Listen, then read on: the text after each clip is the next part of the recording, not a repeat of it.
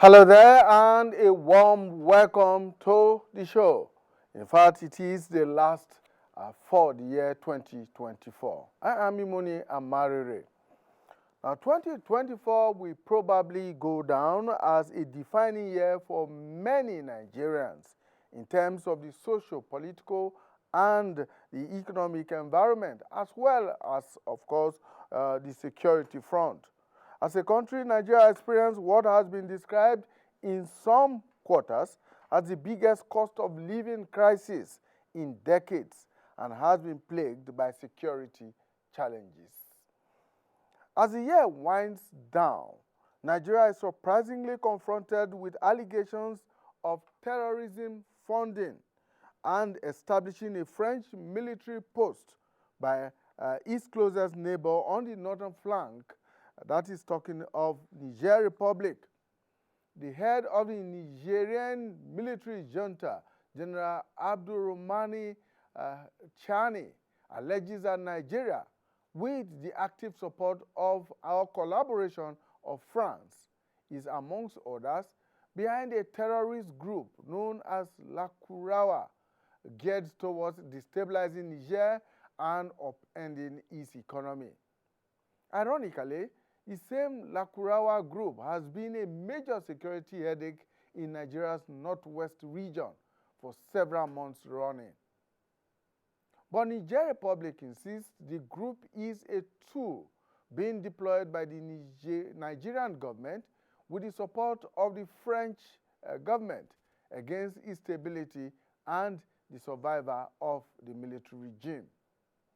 Nigeria has strongly refuted these accusations and allegations, describing them as untrue and baseless. Is this a red herring by Niger? Is it an attempt to hit back at Nigeria in its role in the ECOWAS over the 2023 coup?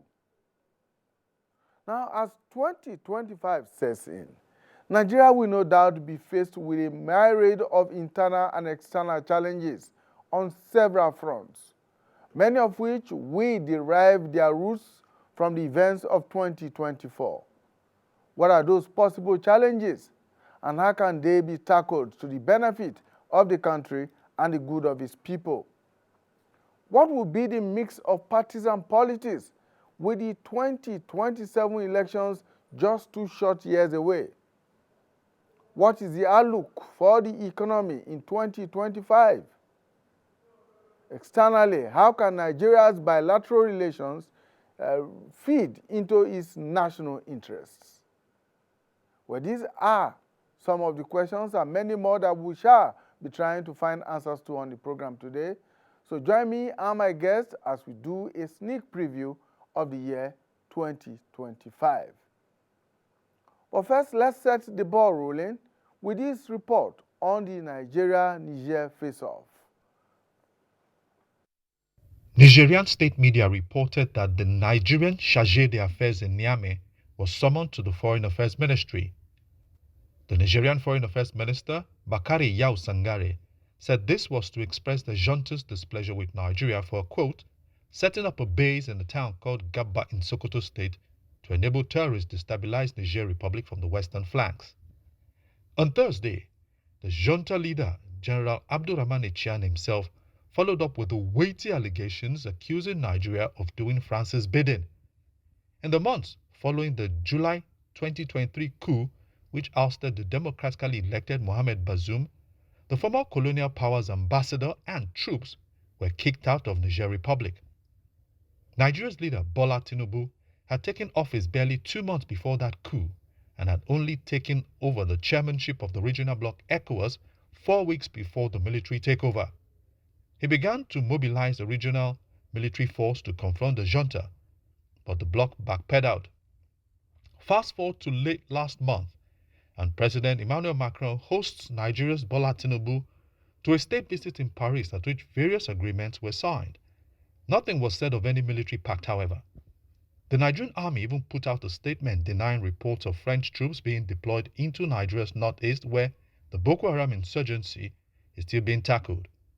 The West African Regional Bloc, ECOWAS, has lent its support to Nigeria In a 5-paragraph statement, it said, without the mention of Niger Republic, that Nigeria has always been a stabilizer, and the allegations that it is a sponsor of terrorism is unfounded. Niger Republic has said it will continue to actively re-engage in the security cooperation under the Multinational Joint Task Force aimed at combating regional threats facing not just Nigeria and Niger Republic, but also Cameroon, Chad, and Benin Republic. With the Niger Republic set to officially leave ECOWAS in a month's time, closing the window for multilateral resolution, how a bilateral one is reached will be seen in the days ahead. All right, that report by our diplomatic correspondent, Sholaja Isimi, of course, captures what has taken place in the last couple of days between Niger and Nigeria. Accusations, allegations, and refutation by the Nigerian government and other senior government officials as to what actually the situation is. We shall be looking at that. And of course, we will also be taking some sneak preview into what the economy will look like in 2025 as we step in a matter of less than 48 hours from now. Well, let me bring our guest analysts who are already with us. With me in the studio is Dr. Ayokunle Fagbemi, who is the Executive Director, Center for Peace Building and Socio-Economic Resources Development. Thank you so much for joining us. Thank you very much for having me, Moni. All right. Compliments. Compliments too. We are joined virtually by Professor Ken Ife. Professor Ife is a development economist, a global economic consultant with the World Bank, the European Union, and the United Kingdom government at different times. He is a public policy analyst. Professor Ife, thank you so much for finding time to join us, for cutting short your holiday to do this for us. Thank you for having me. Welcome. Right, so let's begin with the Nigeria-Niger face-off, as it were. Well, I really don't know what to call it now, whether it's a spat or just a face-off, or it is, but allegations have been placed on the table. They have been refuted by the Nigerian government. What do you think is happening here? What would be the motivation for the Nigerian regime at this point in time to make such accusations and lay such allegations? Ordinarily, it's so easy to engage the Nigerian discourse within the ambit of that which is currently going on in public domain. However, I'm going to backtrack a little to help us contextualize. Nigeria and Niger are not just neighbors, they have an affinity, and we have over 1,500 kilometer border relationship. And a sizable proportion of the border that we do enjoy with Niger from Nigeria and Niger enjoys with Nigeria are so very interesting because they do not have any structures actually demarcating. In some cases, in some communities, the bathroom of some of the homesteads are in either of the two countries. The kitchen where they cook are in either of the other side. So that will tell you that we have a very close affinity. Before now, we used to have a system where cousins across the divide do relate very well. And we've had an experience that even during our political cycles, when we have campaigns, even in Nigeria, further in country up to Kano, you will have delegations come from Niger to participate in rallies that will hold in Kano. But we got some few things challenging us from 2023.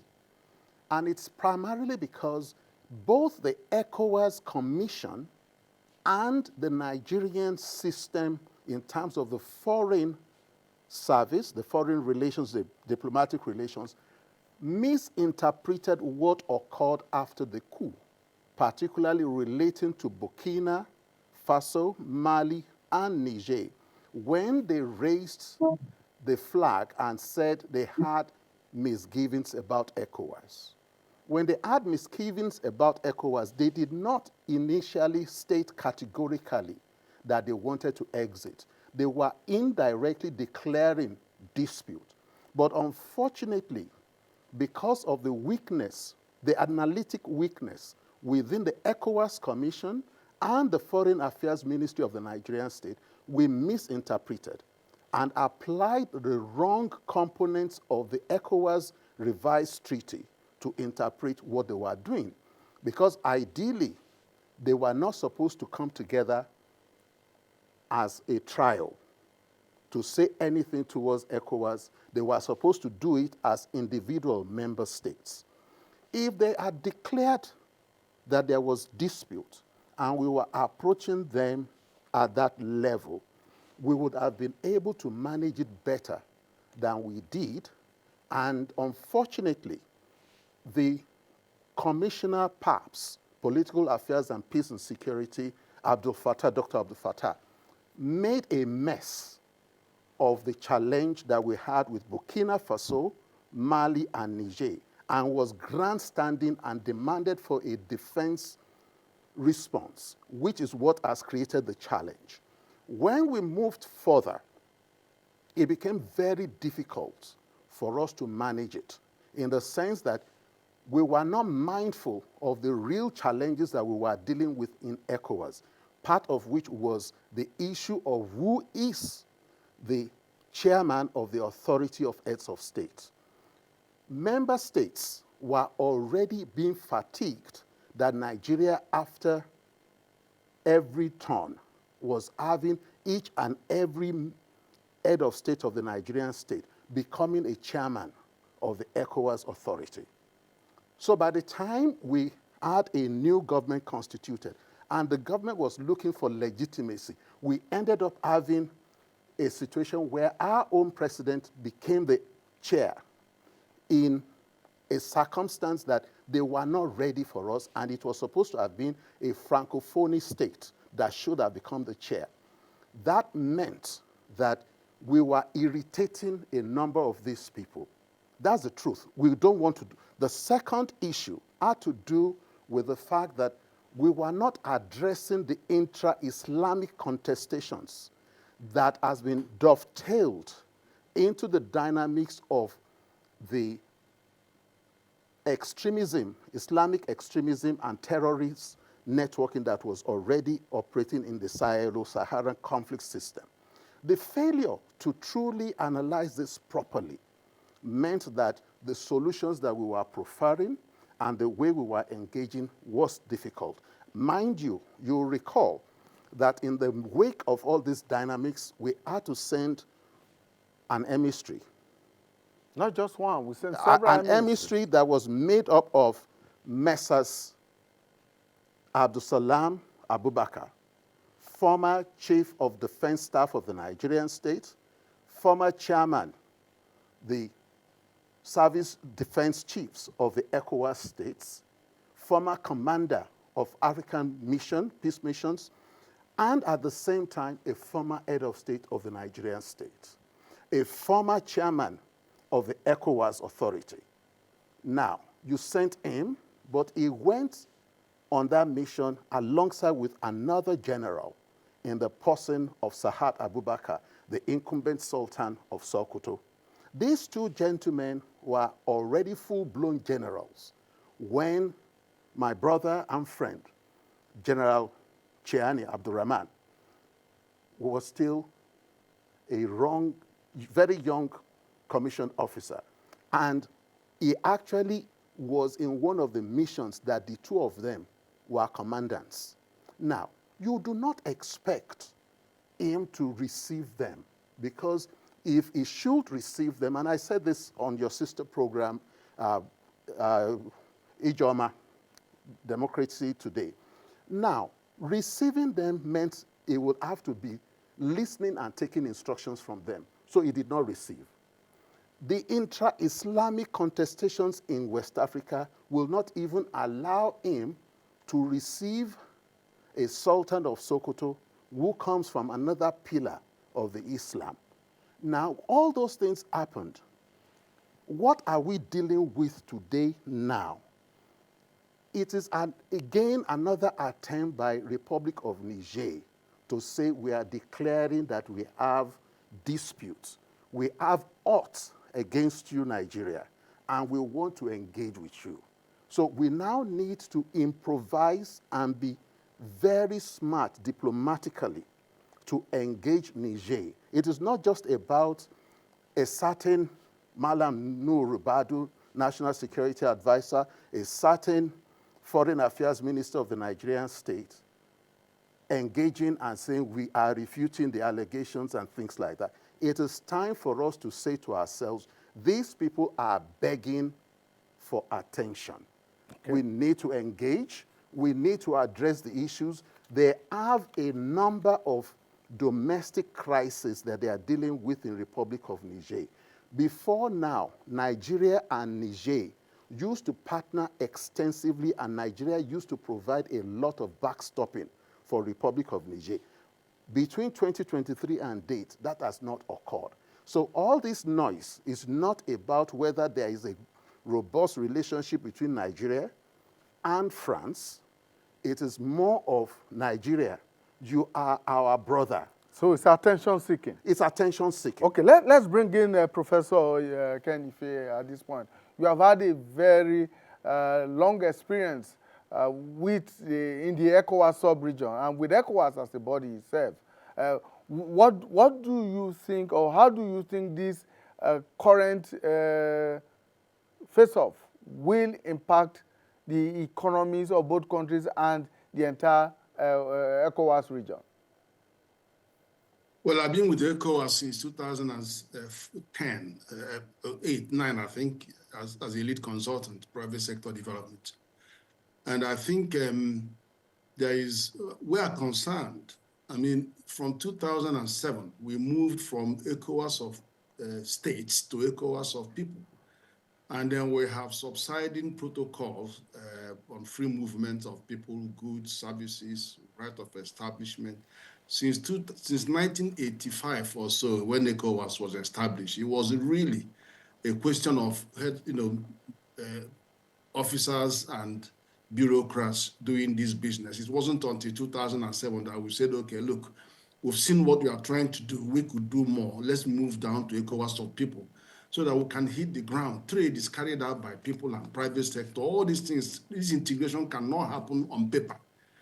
So when I addressed the Nigerian group last, I think it was October, there was our independence, I was a speaker to all the ECOWAS members of, so I talked to them. I said, look, there are high-wired politics that are distracting us, and we must go down to basics. We are traders. I mean, you are talking about 7,000 kilometers, 7 states that are bordering them. There are brothers and sisters there, and we can't see our own blood. We just want to live together.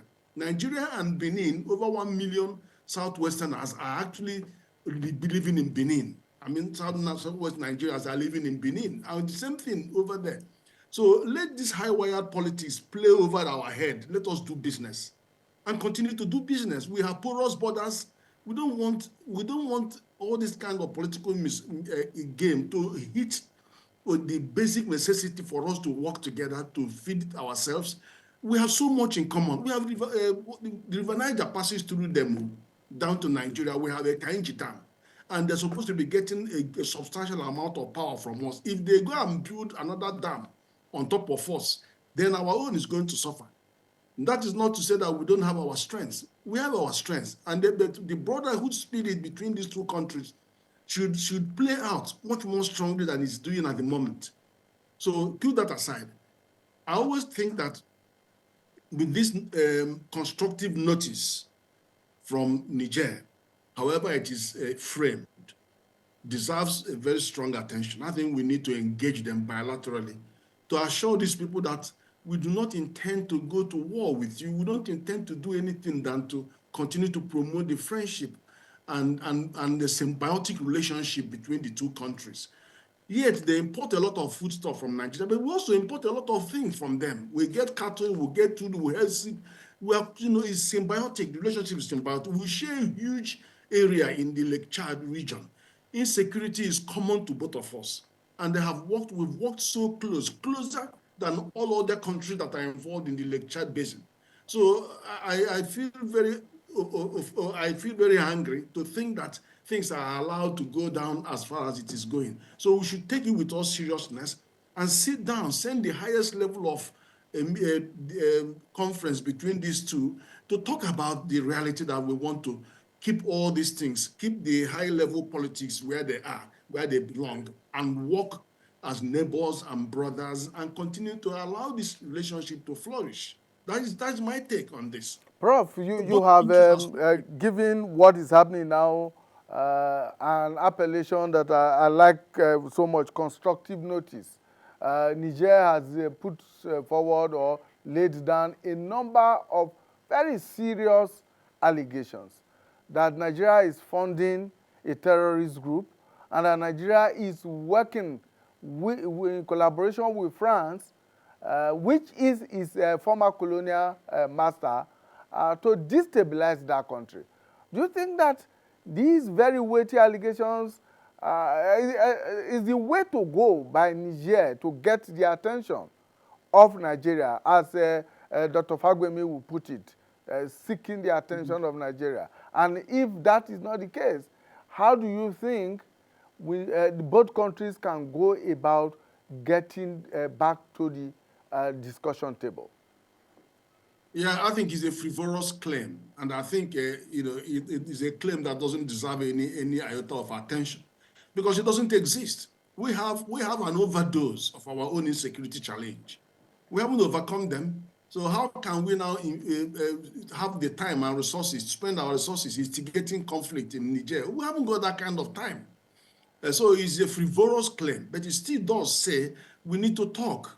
We need to talk. Then in case of romance between Nigeria and France, I mean, we are a free agent when it comes to how we deal with countries, anywhere, bilateral, multilateral, plurilateral relationships. So it's not their business that Nigeria is reaching out to France. After all, France has been cutting Nigeria. Over the last many decades, France has been hostile in terms of foreign policy because Nigeria is surrounded by Francophone countries, and they was making them feel that they should be threatened by Nigeria. But then, since the time of Buhari, Nigeria, France has turned around and began to encourage a coalition of all the Francophone countries surrounding Nigeria to work together to achieve a lasting response to the conflict. So it is the claim is a very wide one, but we shouldn't just ignore it, but we should take advantage of that to get them close to talk. There's nothing wrong with talking, but there's everything wrong in allowing the situation to degenerate to the fact that it affects the brothers and sisters that describe the relationship between us across 7,000 kilometers of borders. And that's my own area. So I think, as I said, that's the way forward. We should not dismiss the fact that Nigeria is talking to France. France wants to invest in Nigeria, and we want investment from France. We have solid minerals, 44 of them. We have oil, we have gas. We want them to buy more oil, buy more gas. We want stability in our relationship. And in fact, if Nigeria gets a much more stable and understanding relationship with France, that will rub off on the Francophone countries. It will rub off positively on the Francophone country because when France contemplates some kind of reaction against these countries, it will always weigh their interest with Nigeria. I'm telling you, because remember the experience France has with Guinea-Bissau or Guinea when they had to go and uproot all their infrastructure. France will not risk any fallout of any extreme with the surrounding Francophone countries when they have to consider their interest in Nigeria. They will have to always balance it. So I think it is in their interest that Nigeria draws in France, builds a stronger tie with them that will rub off positively on the Francophone countries. Because we are at a time of enormous change, and the momentum could not be stopped by the leadership of ECOWAS. And it's so unfortunate, an unfortunate legacy that we have, historical legacy. But that will change over time. But you need understanding. You don't want violence between them and France and the kind of hostility that will hurt those countries. We want these countries to remain our friends and neighbors and partners, while at the same time draw in French investment and give them that stake, strategic stake, that will prevent them from any catastrophic fallout with those Francophone countries. I think they've got to understand that. All right, Dr. Fagbemi, agreed, or let us even admit, as you stated earlier on, that there were missteps during the 2023 coup in the interaction between the ECOWAS and especially between Nigeria and Niger. Now, Prof is saying, look, we need to dialogue, we need to talk. And you have also put it very aptly to say this is an attention-seeking strategy by the Nigerian regime. How do we go about that? I'm so excited that I have Prof on the set with me, in the sense that he has used the phrase constructive notice. Staying within the instrument of ECOWAS, there is Article 76 and there is Article 91. Article 76 is the one talking in terms of, say, there is a dispute. If the reason that they are giving in public domain, which is the reason why both of us have agreed that it is attention-seeking, it is a constructive notice that our people now in Niger are suffering, and we need to discuss and dialogue as brothers and sisters, as siblings in real sense of it, as family, it means, therefore, that the right way to proceed is to plead with the National Security Advisor, the Minister of Foreign Affairs, the Director General of the National Intelligence Agency, to constitute a think tank that will be very objective for us to really interrogate these issues and map out a plan of engagement that is not entangled with these razzmatazz of what they are trying to present. Mind you, the only foreign head of state that came to participate as a special guest of honor when Nigeria turned 100 years, when we had our centenary, was the incumbent French president then, François Hollande, was the one that came. He was the only one. So the relationship between Nigeria and France is an ongoing issue that we have been trying to build over the years to cut ourselves and to be mutually respected. And when you have an opportunity, yes, it is disturbing for them in Niger and Burkina, Mali, when they are saying we are cutting our ties or we are recalibrating our relationship with you, France. And then those ones are now saying, okay, it's time for us, either we were not paying attention to Nigeria, it's time for us to engage Nigeria. It is equally time for us, both Niger and Nigerian authorities, for us to now say we are really serious about maintaining our Africanness and seeking African solution to African challenges and problems. And what are the challenges that we're dealing with? We already have the challenge of underdevelopment, human security, food security crisis in both countries, and then we have the Islamic extremism and international terror networking that is troubling us, and the Sahelo-Saharan conflict system that is really ravaging us and disturbing our economy. So we need to engage. And if we're going to engage, we cannot be engaging ourselves with accusations and counter-accusations. So, General Chiani, I plead with you, kindly tone down your language in relating with the Nigerian state so that those of us who are convinced that there is a need for us to engage and to have an interaction will be able to do the needful. And then we will need to allow you to understand that, yes, you may not want to come out openly. All the back-end channels that need to be activated, we will activate it and we can have a constructive engagement. Coming to the issue of the going forward within the ambit of understanding that our security challenges are cross-cutting and cross-border oriented. Remember that the Lakurawa challenge that we are now dealing with in the northwest of the Nigerian state is equally a fallout of all the dynamics post-Gaddafi Libya. And if we are dealing with all that and we are contending with the Syrian conflict system. Please let us manage it and let us deal with the crimes and criminality component. And that brings me back to the Nigerian state. We need to now stop this language that is omnibus.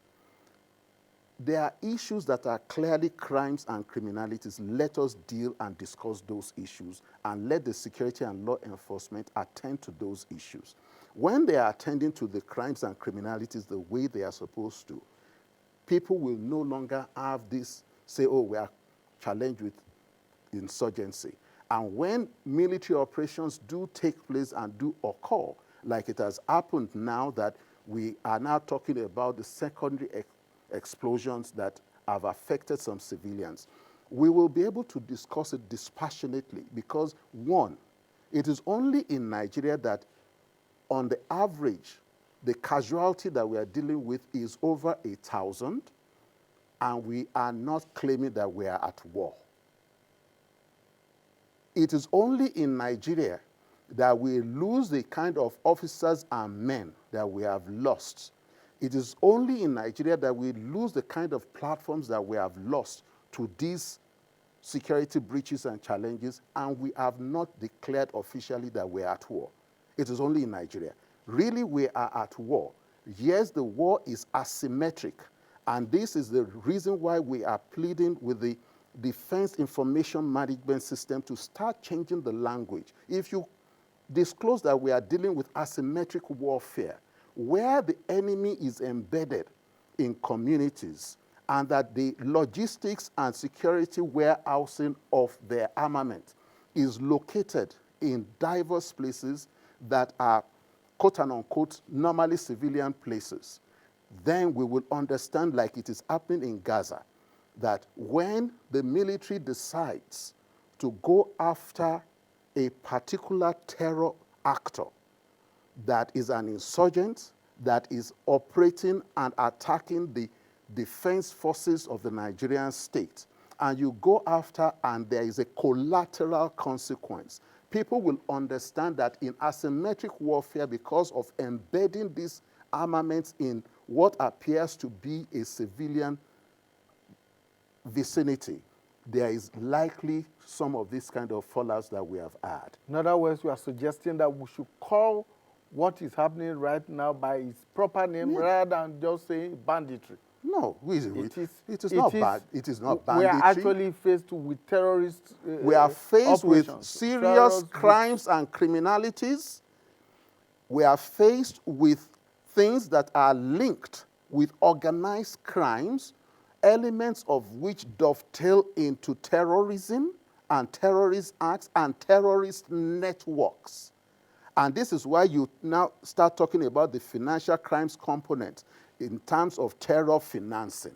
So if we do not start dissipating and saying the things the way they are, we will keep on having issues. Like I tell people, I say, there is nothing like farmer-others clash. You have criminal encroachment by some people onto a land.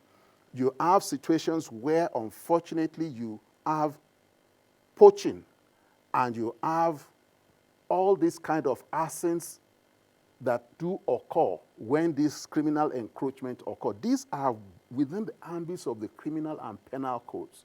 When you look at the criminal code, these all the things that manifest and are labeled farmer-herders clash. There are 76 violations in the criminal code, and in the penal code, 58 violations.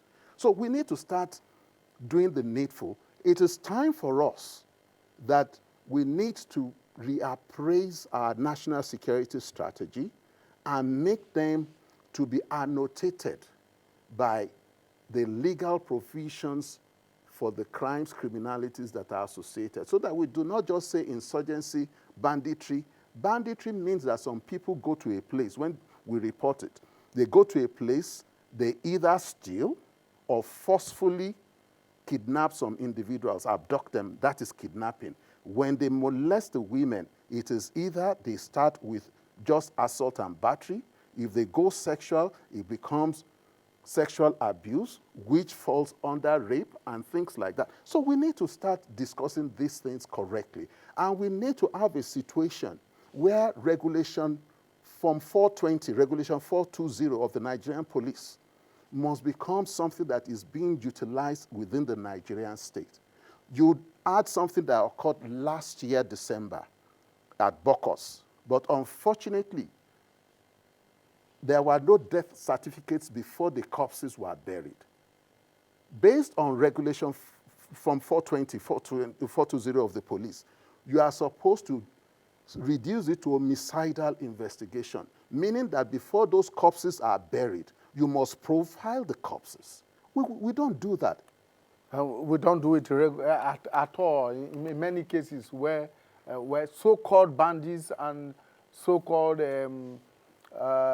groups that are non-state actors get into communities, kill individuals, and we just do mass burial without.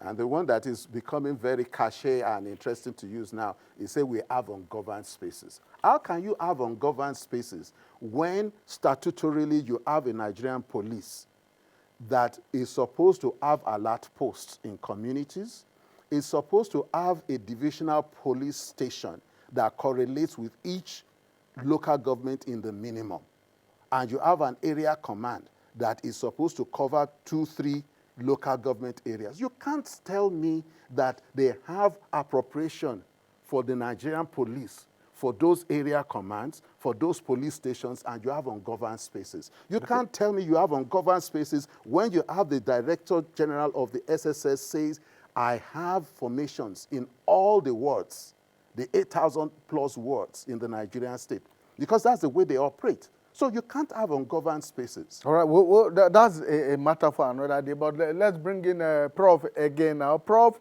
let's turn our attention to the Nigerian economy in 2025. First, let's take a report on what some people have described as Tinubu-nomics and see how that has played out in 2024 and what impact it is likely to make in 2025. To enrich our discussion. The economic policies of President Bola Tinubu have been a subject of concerns for many Nigerians. While some believe his policies are a departure from his campaign manifesto, others think they are influenced by the international community, particularly the IMF and World Bank. I will serve you. During his campaign, President Tinubu promised to prioritize job creation and economic growth, but the reality is different. Nigerians are experiencing hardship with skyrocketing commodity prices and job losses. The question is, does the Tinubu administration have an economic blueprint, or what is Tinubu-nomics? This administration, like the other candidates in the 2023 election, had a manifesto, and we read through some of those manifestos. Upon inauguration, the first thing the government did was actually, in my view, to act against the social market model, actually act in the history of the free market model by declaring subsidies gone forever. Saying that the removal is bad, but what you do before the removal and what you do after the removal or with the remover is what is wrong with this policy. According to the Nigeria Bureau of Statistics, inflation has risen from 22.41% in May 2023, when Tinubu assumed leadership of the country, to 33.95% a year later, an increase of 11.54%. Economic experts believe that the policies implemented so far have been inspired by the IMF and the World Bank, which have a track record of causing poverty and hardship in countries that have adopted their reforms.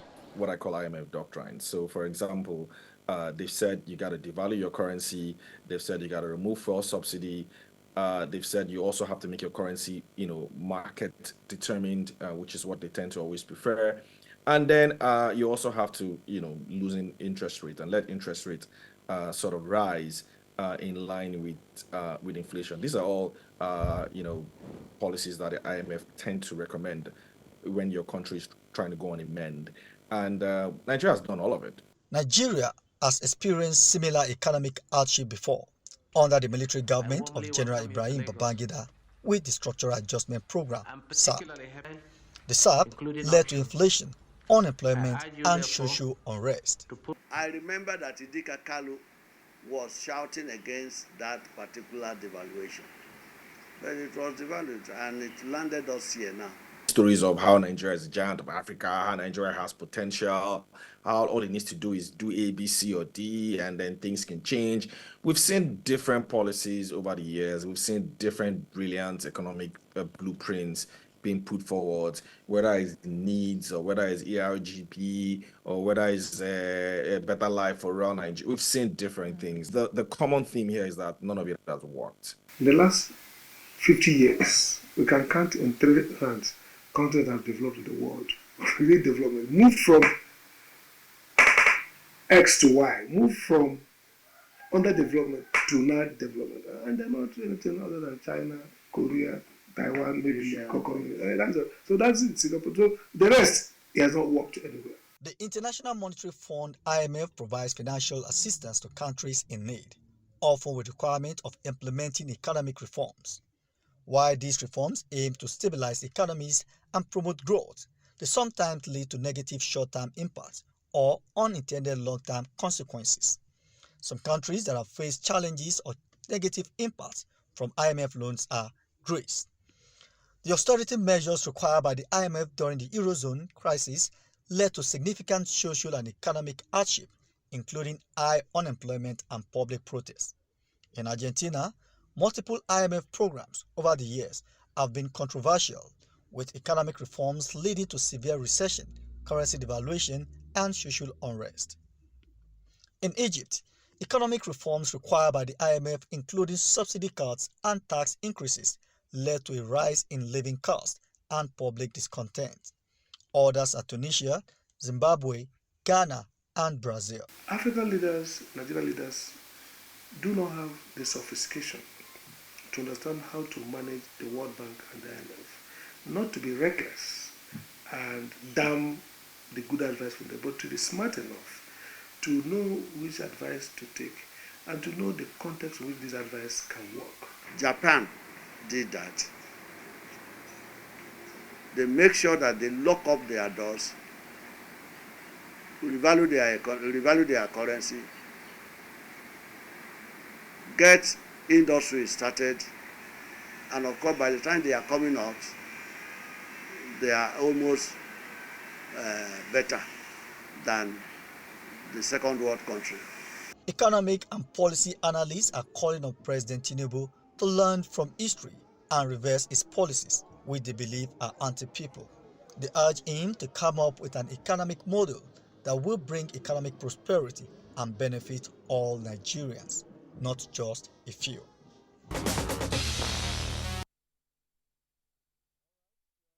That report, background report on the Nigerian economy in 2024. Professor, let's look at this now. How do you think that these economic reforms and the economic policies of the Tinubu administration will feed into the Nigerian economy in 2025? What impact are they likely to have? You know, there's an adage that says, if a chicken doesn't know where the rain started beating it, we'll hardly realize when the rain has stopped beating it. We have a legacy, a colonial legacy that we are still struggling to come away from. And if you look over the last 800 years, everything that can change in the world and all parts of the world have changed, except one thing, and that is the repressive, oppressive, and extractive economic relationship between Africa and Nigeria, of course, and the global north, particularly Europe. So that has resisted change. There are simpler ways you can describe that. So you can say, well, the Bretton Woods institutions were there. There are good things about how it came up from the World War and the Marshall Plan and all of that. And then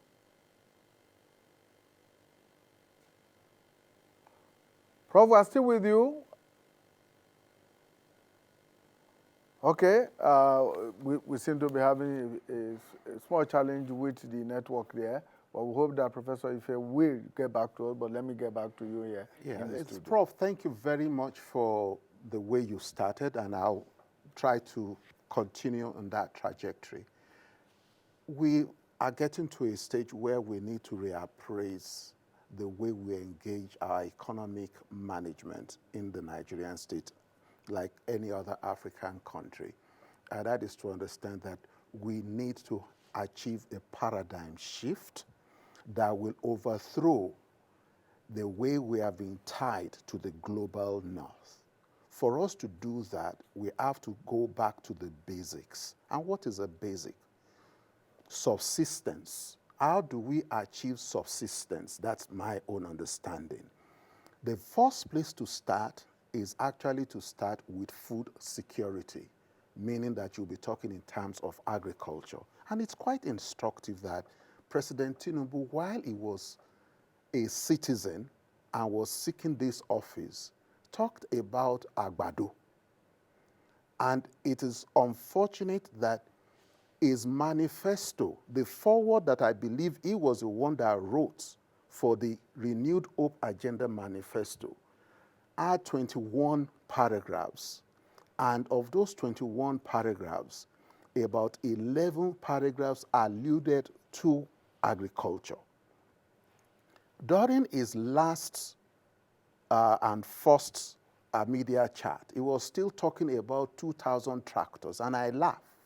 Are you trying to say it's not even something that he can distribute up to 3 per each local government? We have 774, meaning that you're talking of something that is not possible to make any change, as it were. But meanwhile, you have local resources that... 2,000 tractors that will not even service one state, to be honest. Yeah, to be honest. And Niger State dealt with 1,000. Yes. So for me, the correct place to start is to say, let us help you go back to your Agbado, your corn, as a metaphor. When you take Agbado as a metaphor for sorghum, guinea corn, maize itself, and then beans, all these can be produced within 60 to 90-day period. And if you have already spent the number of months, about 18 months plus in office, it means that you could have contributed if you had activated the Agbado principle of agric, subsistence, to make sure that people have food on their table. It would have had at least minimum of 6 to 8 harvests that would have solved Nigerians' problems and would have had good food security. Let's hold it there. Prof is back. Yes, Prof is back. Prof, let's get back to you now to conclude your thoughts on this. Okay, so what where I'm going with this is that I was setting a foundation for what ECOWAS described as macroeconomic convergence criteria. We have our own thinking. 10 of them, which we are hoping they are international best practices to guide fiscal and monetary authorities. Just a guide. You know, the 10 of them, there is single-digit interest rate, there is 20% of investment from public investment, there is a debt-revenue ratio, GDP ratio, there is a fiscal deficit of 4%. We have all these 10 to guide, just as a guide. But the implementation, devil is always in the implementation. There are certain things this government has done that are actually going to move us in the right direction. But we also have challenges in how they're implemented. They also have challenges and the level of engagement of people before you bring this in. And I can just mention 2 or 3 of them. You have the forex stability that has sat in, even though it is at a much higher level, at 1,500 and 600 naira to $1. But the fact that you have removed the arbitrage and you have aligned the rates means that these people that are buying dollar from collecting FAC and then to dollar, they will not breathe because you have removed the oxygen. But then that becomes a condition that allows you to even get China on board to talk about another yuan swap. Otherwise, they won't be talking to you if you are sliding up and down. And then that's the reason why you are getting the foreign portfolio investment pouring in to help cushion the forex stability for a short time. unless we maintain those. So they have merits, even though FDI has disappeared completely. Then you've got this financial system stability. People don't talk about it, but you shouldn't be taking it for granted. And that's why the financial side are generating 31% growth, GDP growth rate. And they're all very healthy, even though the businesses that are supposed to be supporting are dying. But you also have GDP growth showing positive things. And then it would even be more positive, even though they are projecting 4.6%. It could actually be 6% growth if they implement the fiscal strategy, that's fiscal reform. Because the fiscal reform affects all the 5 GDP constructs.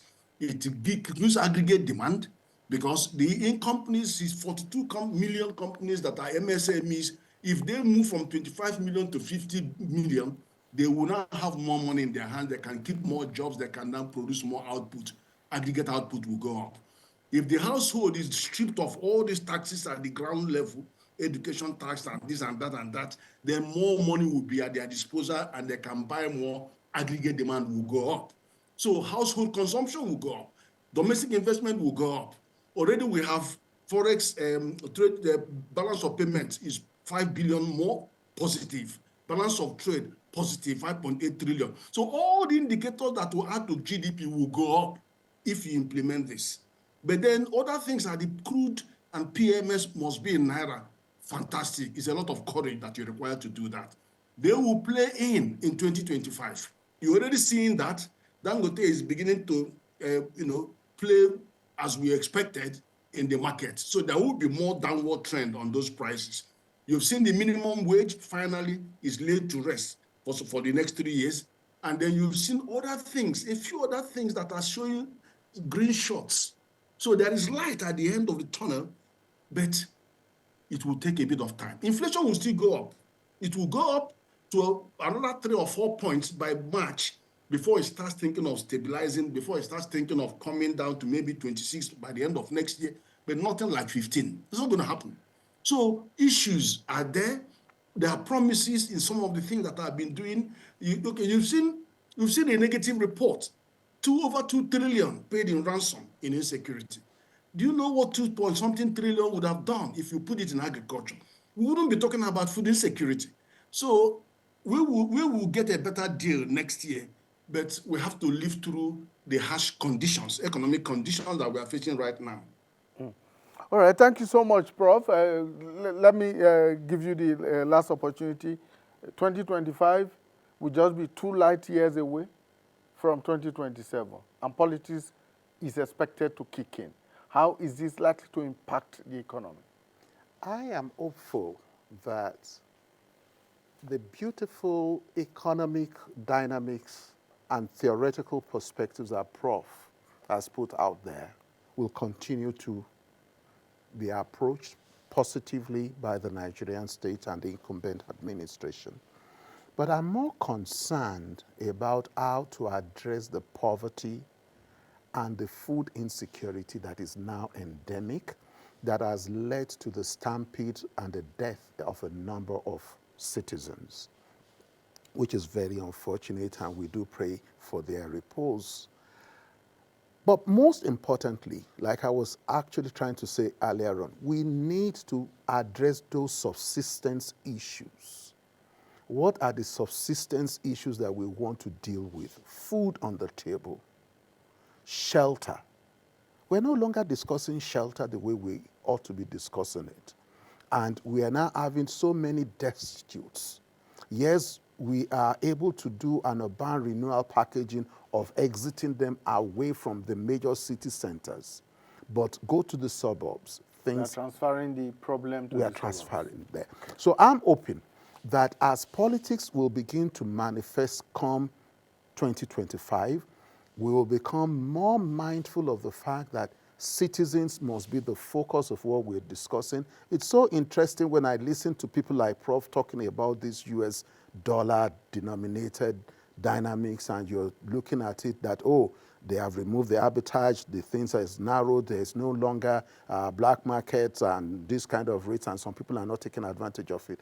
We are forgetting the fact that our financial crimes system has not been able to help us to track the Nigerians who occupy public offices and stole a cachet and took them away. And majority of them, and I'll explain to you why the forex rate is still where it is. Some of them, when they steal money and take it out of the country, the countries where they take them to warehouse, they can no longer retrieve that money back. They are only entitled to the profit and interest that comes onto that money every year.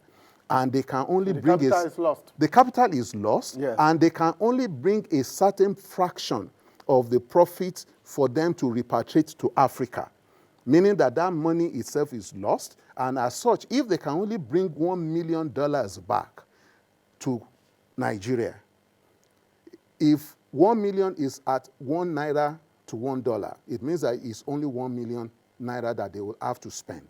But if it is 1,000, it means that their $1 million translates to 1 billion, and they continue to be big boys. Okay. Until we can solve that problem and deal with it. And this is where I'm hoping that EFCC will become alive to its responsibilities as we cross over into 2025. Thank you so much, Dr. Ayokunle Fagbemi. He is Executive Director, Center for Peace Building and Socio-Economic Resources Development. Thank you so much for your time. And of course, we have Professor Ken Ife, who is a development economist, a global economic consultant with the World Bank, the European Union, United Kingdom, and in fact, ECOWAS. And this he has done for a number of years, for several decades, and he's also a public policy analyst. Thank you so much, Prof, for cutting short your holiday to be with us. Thank you so much. Thank you very much. And I wish you a very happy New Year. Thank you very much. All right. Good to see you, Prof. A happy New Year, too. Yes, sir. And to you, our viewers out there, we wish you a very happy and prosperous 2025. Bye for now. Thank you.